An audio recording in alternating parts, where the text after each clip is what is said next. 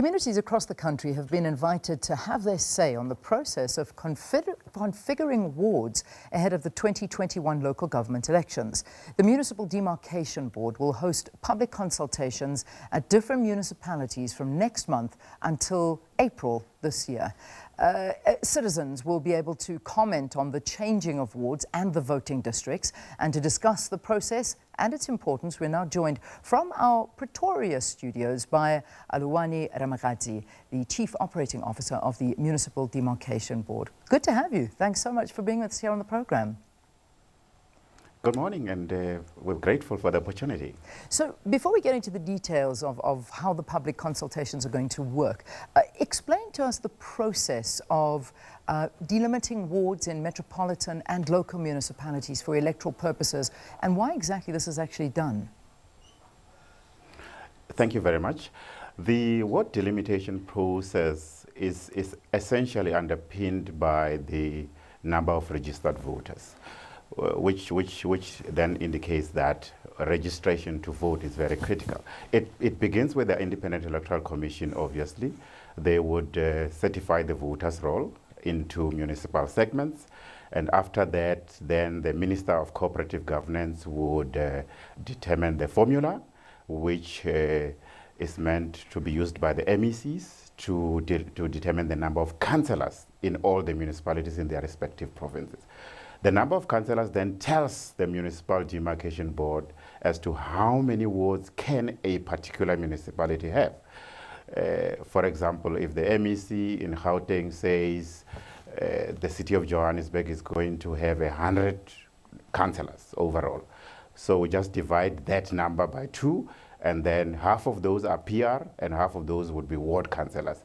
Then it means the Municipal Demarcation Board should delimit 50 wards for the city of Johannesburg, just as an example.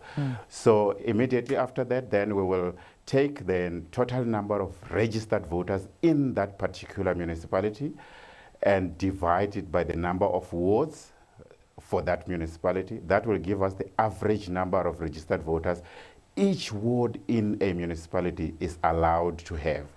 In this case, that is what we call the norm.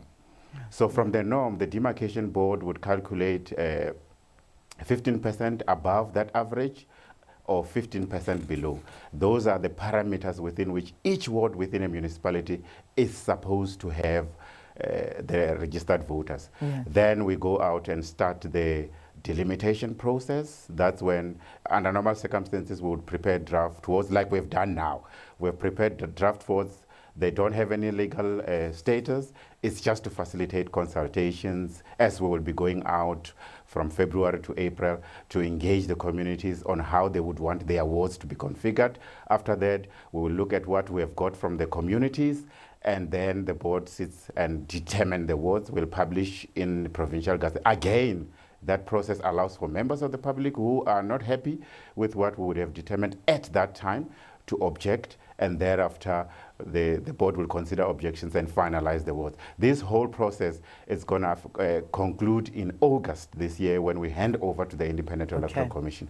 But the most critical period, obviously, for us, is the period from February to April when we consult communities. So let's talk about that now, and the education of communities and the awareness of communities around this. Because you almost see when elections come around, this is when communities almost feel like, hang on, well, we didn't know about this. This is something that is new to us. And then we see protests happening, and we see a lot of instances around South Africa where instability lands up happening. And it's all got to do with this demarcation process. So in terms of public awareness and education, how well known are these facts to people?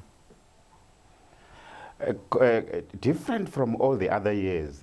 This time around, the board took a very deliberate and elaborate decision. From last year, actually, we had been going around the country. We visited almost all municipalities where we've been meeting with community representatives, CDWs, community development workers, political parties, ward councillors, business representatives in different municipalities, just to educate them on the processes for ward delimitations. And once again, over and above that, we've then also gone around the country. We've met almost all mayors, speakers of municipalities, municipal managers, just to try and get these messages through. Besides us meeting the communities directly, what we were doing is that we were encouraging all these stakeholders who are mostly people on the ground to also understand, because they are the ones who would also be able to assist the MDB in terms of making sure that these processes are known everywhere. Yeah. So that's what we've been doing over the last year.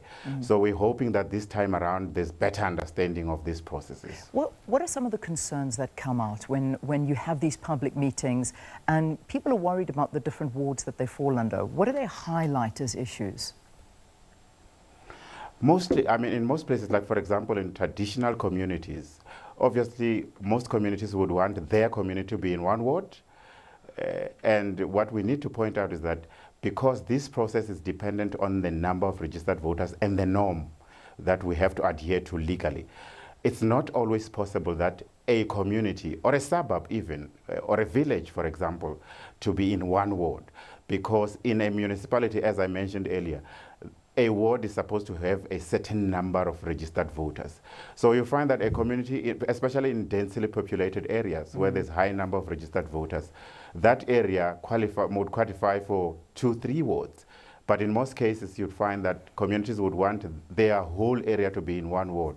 So because we have to adhere to this strict legal criteria of making sure that wards are relatively having the same number of registered voters, it's not always possible. So that's where we tend to have a lot of difficulties with communities. But also, in some cases, you'd find that some areas, people want more wards. And as I indicated earlier, wards are a consequence of the number of registered voters, a number of councillors, sorry. So, and the number of councillors are determined by the MEC using the formula. So by the time we do ward delimitations, ward councillors have already been determined, and the number of wards in that case is given. So those are some of the challenges that we experience. Obviously, communities raise service delivery issues. That's why we do these things with the collaboration with municipalities, so that if there's any service delivery issues that are being raised, people are able to take care of those. And this is a big one, because the service delivery is one of those things that impacts communities and people directly, and there are major issues with regard to that. Also, some of the issues highlighted as well is that wards are always constantly changing, and this of course is something where, you know, planning and the service delivery are all impacted. And then if there is an issue, they have to go through courts, and those are really not accessible to the majority of South Africans, particularly if you're in a far out ward, and you know it's an expensive process. So has this calmed down? Because that was one of the things that was highlighted as a major issue for communities. Yes, indeed.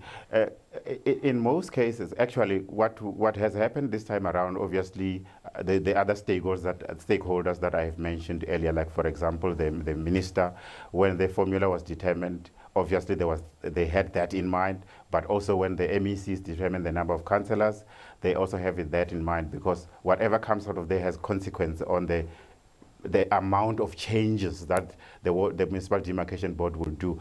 So I think we're moving to a stage where there's starting to be some stability in terms of changes. So, but changes will be there because of the dynamics of our population. There are areas that are depopulating. Some areas like Gauteng are getting even more people. And that results in changes in ward boundaries because of the numbers of registered voters. But it's important that people also take cognizance of those when we engage them between February and April. Okay. And that's why on Wednesday the MDB will be launching the process itself, and the details will be outlined in terms of when and where. So, and the communities themselves need to be aware of these dynamics that affects them at local level, because the Municipal Demarcation Board will not necessarily have an understanding of every detail about their localities. So it's important that they are given an opportunity to configure their own wards the way they would want them. And Leanne, I have to indicate that when we configure wards, we use what we call voting districts. Yeah. A voting district is just a smaller area where people are against which they register and against which they vote, because there will be a voting station there. So people know their own areas. So when they put them together, they need to be cognizant of all these factors that affects their service delivery, because they need to also make sure that the councillors that they elect at the end are the people that have a better understanding of their specific areas. Aluwani, I know there's lots to talk about. Unfortunately, we've got another interview coming up, but as I wrap, perhaps I picked up that you said that details will be announced next Wednesday. So you don't have the details available for us as to where and when and where people can actually go to find information of how they can participate in the public process. Do you have that information for us as yet? My apologies. The media briefing is happening on Thursday. On Thursday, this coming Thursday. Okay. Yeah, next Thursday on the 23rd at 10 o'clock, and it's happening at the GCIS. And the details on where the meetings are going to take place and when, because we're going to be visiting all municipalities. So the details will be shared there. And we will also share the voting district, the draft wards, and all the details. But they can also visit our website, which is at www.demarcation.org.za for details on draft wards. But they can also follow us on our social media platforms, Municipal Demarcation Board on Facebook, at Municipal Board on Twitter, so that they can get even more information. Or they can contact us directly at 012-342-2481.